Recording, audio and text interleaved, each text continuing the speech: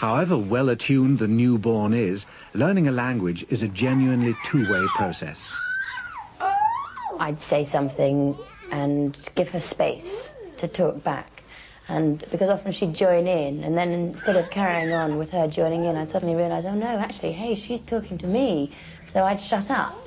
And then, so we'd develop, I suppose we developed over the time. I mean, this sort of question-answer response thing where I would wait for her to talk back to me and really give her the space. And then eventually she'd fill it. And so hopefully she was just realising that communication is a two-way thing and that it's fine and you can overlap and everything, but basically you give and take and you give and take, and that's what she does now. There's some nani. Or do you think Dolly wants some pasta?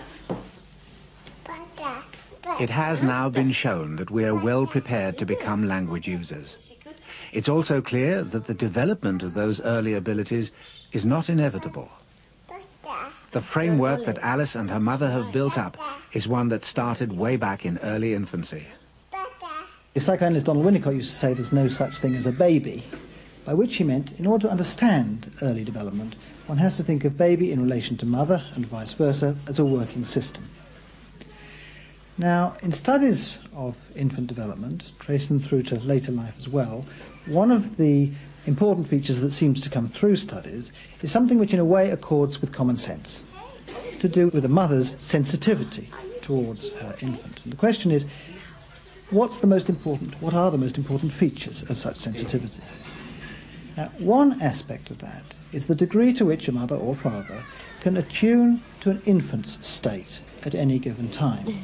And they may be bringing out the infant's abilities, as when the infant is trying to do something, and the mother can link in and interpret the child's own intentions and help the infant in fulfilling those intentions, sometimes helping a child with anxiety that's difficult to manage, or calming the child when the child's distressed, and so on.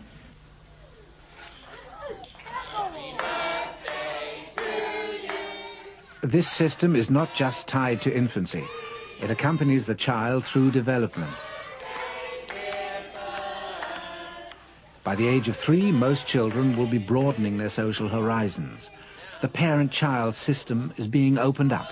The child is building a much wider set of social relations.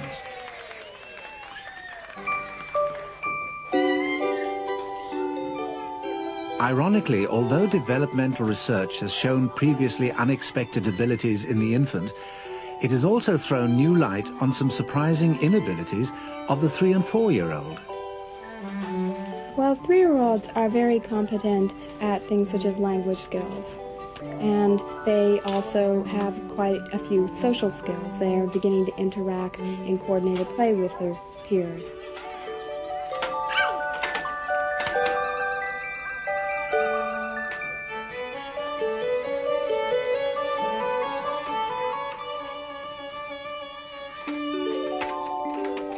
When you look at very young children, say around 1.5 or 2 years of age, there are many instances in which those children do things that strike you as odd, and it's very clear to you that perhaps they're not thinking about things the same way that you are. By the time children are about 3 years of age, they often seem quite competent compared to a 2-year-old or a 1-year-old. They have a very good use of language. They are starting to tell you about things and engage in narratives and things like that that make them look quite competent. However, psychologists have discovered that there's a whole realm where 3-year-olds have difficulties. These difficulties aren't to do with the child's ability to reason about the physical world. They aren't about subtleties of language development. They're difficulties with some of the most day-to-day activities. Well, psychologists were interested in how children develop an understanding about the mind.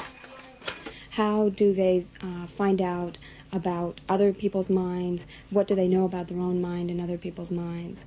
And as adults, we constantly appeal to mental states to explain and predict the actions of others. So we appeal to beliefs and desires, emotions, intentions. And when psychologists began to look at children's understanding of the mind, they found out that children don't seem to share this same kind of understanding. And this came as quite a surprise because we take it for granted almost that we're doing this all the time. As adults, it's such a commonplace thing to do that it's hard to imagine that someone else wouldn't be able to do that. What's in here? You know what's in there? What's in there? Smarties, that's right. Good job. Okay, shall we open it up? Oh, what's in there? Pencils? Colorings? Children of around 3 certainly seem to generate odd explanations of even their own beliefs and how they change. Now, when you first saw this tube all closed up like this, what did you think was inside here when you first saw it all closed up like this? Good job.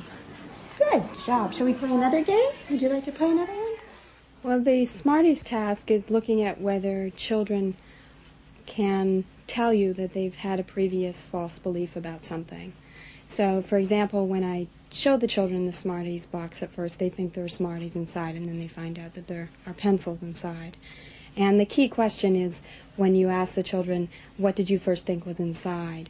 And a 3-year-old will often tell you that they thought there were pencils inside. So they focus on what they now know to be true, and they can't go back and recover their previous false belief.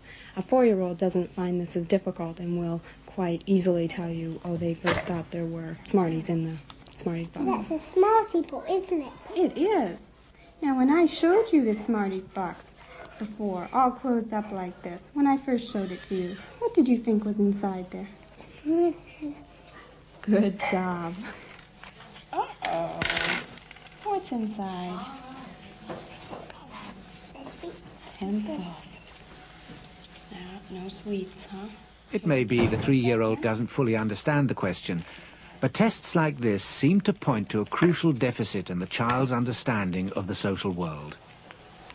Now, when I first showed you this, all closed up like this, what did you think was inside?